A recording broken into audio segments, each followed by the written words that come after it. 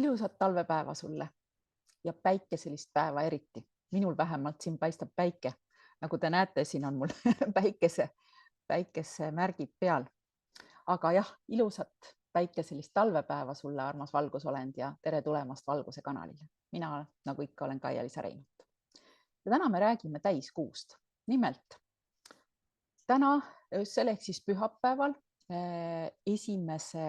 veebruari 2026 öösel vastu esmaspäeva kell 00:09 ehk siis 9 minutit pärast südaööd, mis kuulub juba tegelikult ametlikult esmaspäeva alla ehk siis 2. veebruari alla, on täiskuu oma maksimumis.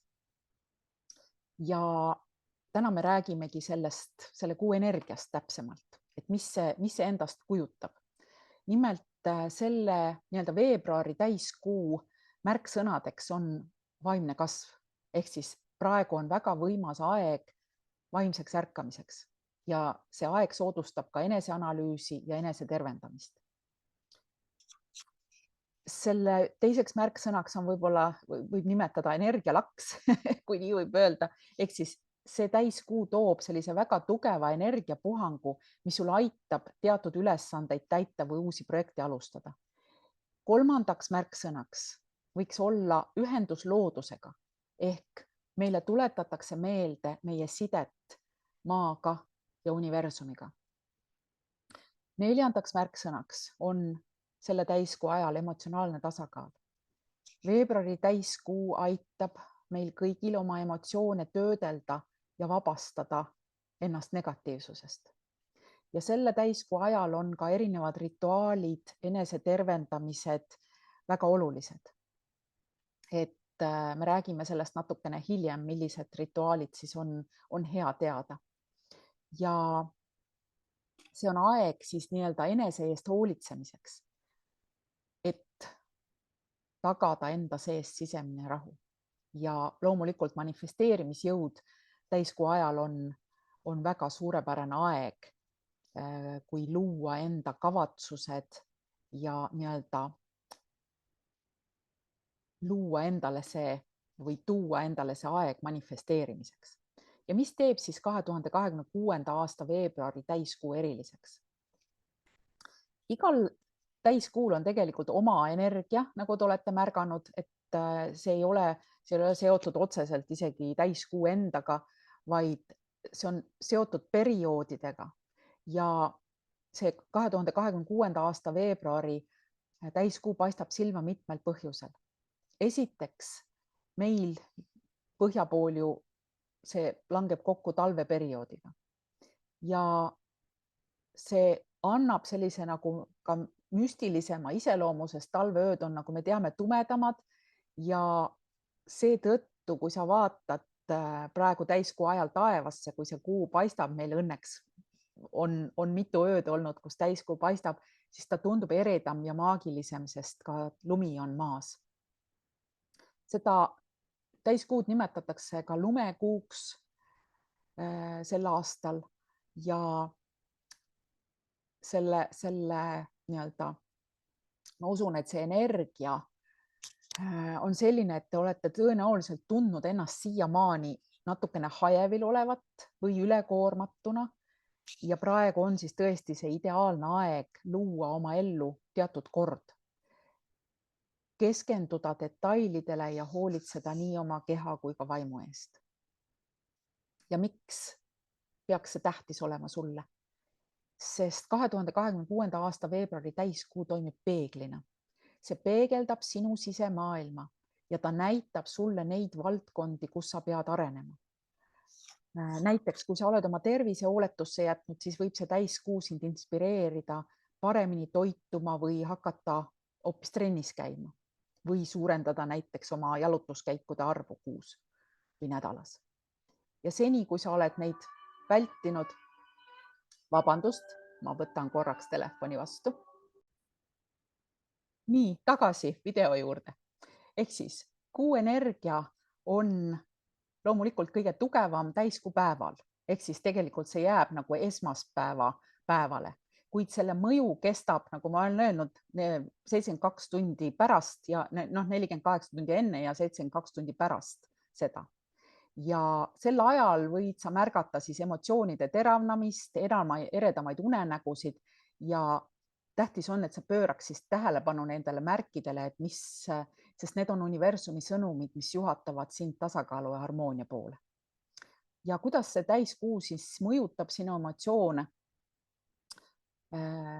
See on, ehk siis tavaliselt on ju teada tunda, et teada-tuntud asi, et täiskuu ajal on emotsioonid eriti laes ja ega 2026. aasta veebruar ei ole siis erand.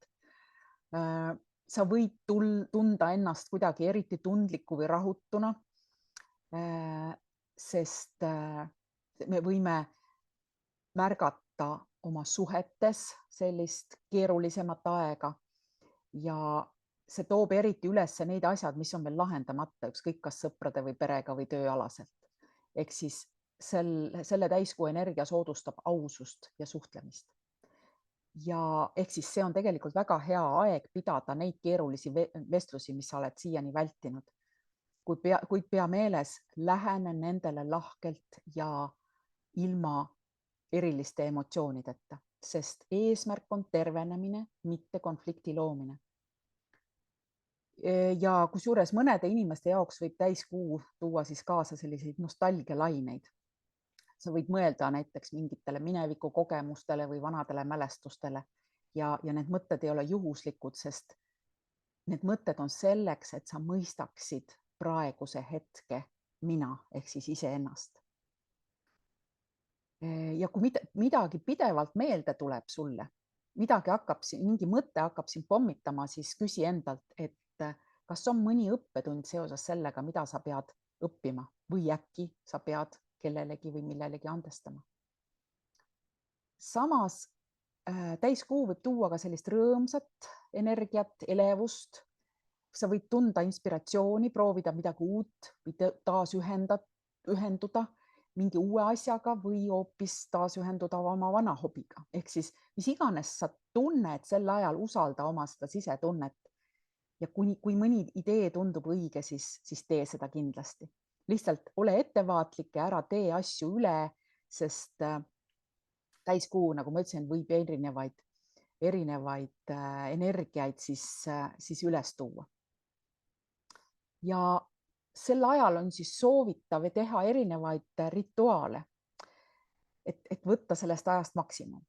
Näiteks kõige lihtsam asi, astu täiskuu öösel või õhtul, kui see täiskuu juba väljas on, astu õue. Ehk siis tee kuuvanni, kui nii võib öelda. Astu õue, pane ennast soojalt riidesse ja lase kuuvalgusel oma nahka puudutada. Kui sa oled riides, siis loomulikult nägu või käsi, kui temperatuur kannatab käsi väljas hoida. Ja tunne, kuidas selle rahustav energia sinust üle käib ja sind nagu peseb sellega. Sel ajal teiseks variandiks on peapäevikut. Kirjuta üles oma mõtted ja tunded ja ka unenäod ja küsi endalt, mida sa soovid vabastada või ligi tõmmata ja sinu sisemine sa tead, see vastus, mis esimesena pähe tuleb, see on see õige. Siis kindlasti kasuta seda aega, et laadida oma kristalle.